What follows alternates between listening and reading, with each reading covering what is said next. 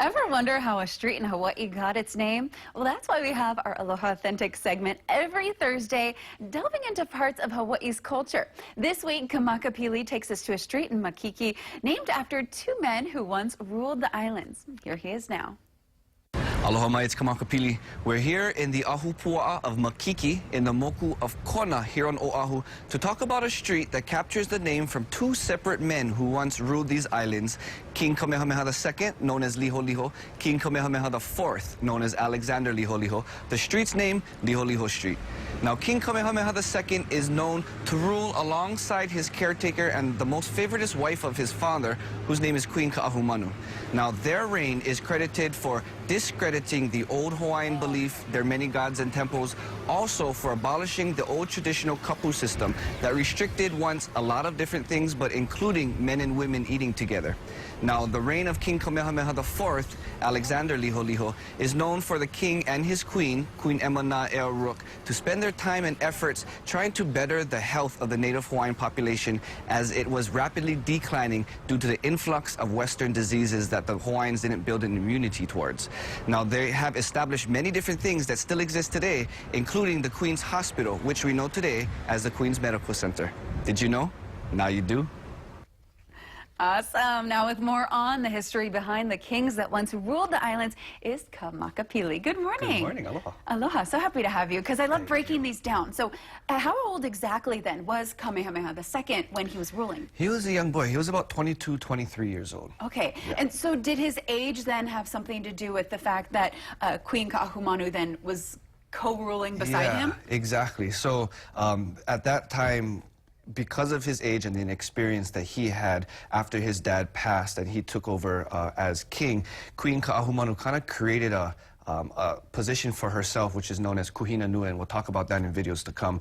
But with her experience and kind of being alongside King Kamehameha for so many years, she had that political power. She really held that power while King Kamehameha II at a very young age didn't really have that. So both of them, it's kind of similar to how the Queen is in England, kind of a symbolic gesture of the royalty and the monarchy. So that's what's King Kamehameha II, while Queen Ka'ahumanu really did the political side of their campaign. Okay, interesting. And not only just the power, but also the knowledge behind it, you know, after having so much experience. Okay, so what was exactly King Kamehameha IV then to King Kamehameha the Great? Yeah, so King Kamehameha IV actually was hanai'd by King Kamehameha III, who was one of the sons to the Great.